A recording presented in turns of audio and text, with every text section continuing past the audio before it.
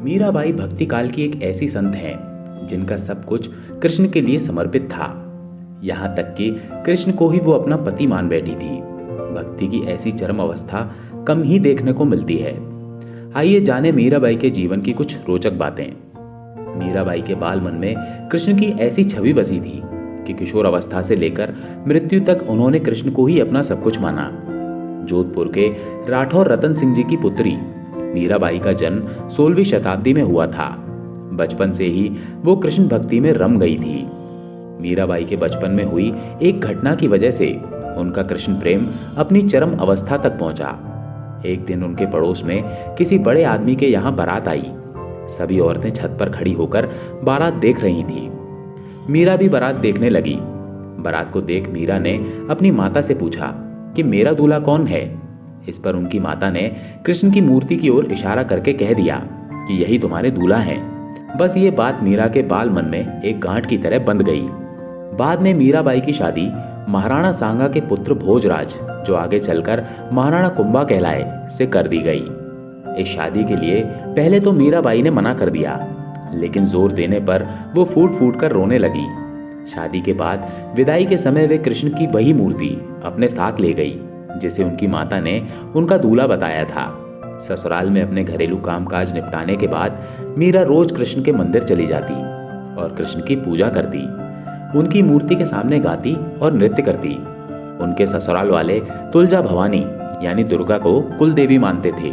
जब मीरा ने कुल देवी की पूजा करने से इनकार कर दिया तो परिवार वालों ने उनकी श्रद्धा भक्ति को मंजूरी नहीं दी। मीराबाई की ननद ऊदाबाई ने उन्हें बदनाम करने के लिए उनके खिलाफ एक साजिश रची। उसने राणा से कहा कि मीरा का किसी के साथ गुप्त प्रेम है और उसने मीरा को मंदिर में अपने प्रेमी से बातें करते देखा है। राणा कुंभा अपनी बहन के साथ आधी रात को मंदिर गया। वो मंदिर का दरवाजा तोड़कर अंदर पहुंचा और देखा कि मीरा अकेले ही कृष्ण की मूर्ति के सामने परम आनंद की अवस्था में बैठी मूर्ति से बातें कर रही थी और मस्ती में गा रही थी। राणा मीरा पर चिल्लाया, मीरा, तुम जिस प्रेमी से अभी बातें कर रही हो उसे मेरे सामने लाओ। मीरा ने जवाब दिया, वो सामने बैठा है मेरा स्वामी नैन चोर, जिसने मेरा दिल चुराया है, और वो समाधि में चली गई। इस घटना से राणा कुंभा का दिल टूट गया, लेकिन फिर भी उसने एक अच्छे पति की भूमिका निभाई और मरते दम तक मीरा का साथ दिया। हालांकि मीरा को राजगद्दी की कोई चाह नहीं थी, फिर भी राणा के संबंधी मीरा को कई तरीकों से सताने लगे। कृष्ण के प्रति मीरा का प्रेम शुरुआत में बेहद निजी था, लेकिन बाद में कभी कभी मीरा के मन में प्रेम आनंद इतना उमड़ पड़ता था कि वो आम लोगों के सामने और धार्मिक उत्सवों में नाचने गाने लगती थी। वे रात में चुपचाप चित्तौड़ के किले से निकल जाती थी और नगर में चल रहे सत्संग में हिस्सा लेती थी। मीरा का देवर विक्रमादित्य, जो चित्तौड़ का नया राजा बना, बहुत कठोर था।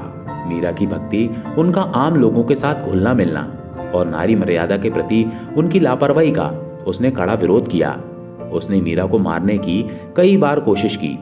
यहाँ तक कि एक बार उसने मीरा के पास फूलों की टोकरी में एक जहरीला सांप रखकर भेजा और मीरा को संदेश भिजवाया कि टोकरी में फूलों के हार हैं। ध्यान से उठने के बाद जब मीरा ने टोकरी खोली तो उसमें से फूलों के हार के साथ कृष्ण की एक सुंदर मूर्ति निकली। राणा का तैयार किया हुआ कांटों का बिस्तर भी मीरा के लिए फूलों का सेज बन गया जब मीरा उस पर सोने चली। जब यातनाएं बर्दाश्त से बाहर हो गईं, तो उन्होंने चित्तौड़ छोड़ दिया। वे पहले मेड़ता गईं, लेकिन जब उन्हें वहां भी संतोष नहीं मिला तो कुछ समय के बाद उन्होंने कृष्ण भक्ति के केंद्र वृंदावन का रुख कर लिया। मीरा मानती थी कि वो गोपी ललिता ही है जिन्होंने फिर से जन्म लिया है। ललिता कृष्ण के प्रेम में दीवानी थी। खैर, मीरा ने अपनी तीर्थ यात्रा जारी रखी। वे एक गांव से दूसरे गांव नाचती गाती पूरे उत्तर भारत में घूमती रही। माना जाता है कि उन्होंने अपने जीवन के अंतिम कुछ साल गुजरात के द्वारका में गुजारे।